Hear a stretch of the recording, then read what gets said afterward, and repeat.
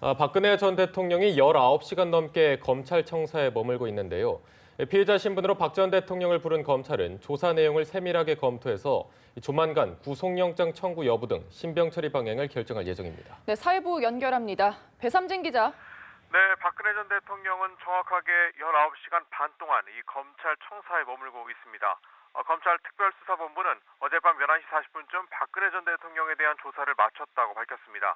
박 전 대통령 조사는 어제 오전 9시 35분부터 진행됐으니까 무려 14시간에 걸친 마라톤 조사가 진행된 것입니다.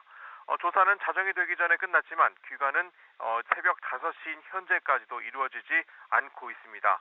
당초 새벽 2시에 나올 것으로 알려졌지만 본인이 진술한 내용이 적힌 조서를 읽고 이 내용을 확인했다는 서명을 하는 작업을 거쳐야 하는 만큼 상당히 꼼꼼하게 확인 작업을 진행하고 있는 것으로 보입니다. 조서 확인 작업이 끝나면 출석 때와 마찬가지로 청와대 경호실의 경호와 경찰 사이드카의 안내를 받으며 자택으로 귀가할 것으로 보이는데요. 자택으로 출발하기 전에 다시 한번 포토라인에 서서 검찰 조사와 관련한 발언을 할지 주목이 됩니다. 네, 긴급 체포나 구속영장 청구는 이루어지지 않았는데요. 박 전 대통령의 신병 처리 방향은 어떻게 예상됩니까? 네, 검찰은 일단 오늘은 박 전 대통령을 집으로 돌려보낼 것으로 보입니다. 일각에서는 박 전 대통령에 대한 구속 수사의 필요성을 제기하기도 했는데요. 구속 영장 청구 등 신병 처리 방향은 오늘 조사 내용을 다시 한번 꼼꼼하게 살핀 뒤 결정할 방침입니다. 혐의가 13가지나 되는 데다 뇌물죄와 집권 남용, 강요, 그리고 공무상 비밀 누설 등 복잡하고 까다로운 부분들이 많아서 결정이 쉽지만은 않아 보입니다.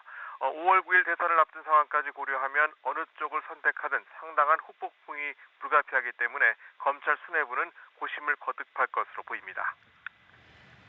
네, 오늘 박 전 대통령에 대한 검찰 조사가 어떻게 진행됐는지도 전해주시죠. 네, 검찰은 박 전 대통령의 혐의 중 뇌물수수 부분을 집중적으로 조사한 것으로 알려졌습니다.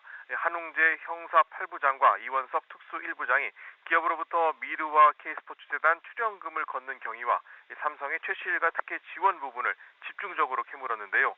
박 전 대통령은 특별한 진술 거부 없이 비교적 원활하게 수사를 받은 것으로 전해졌습니다.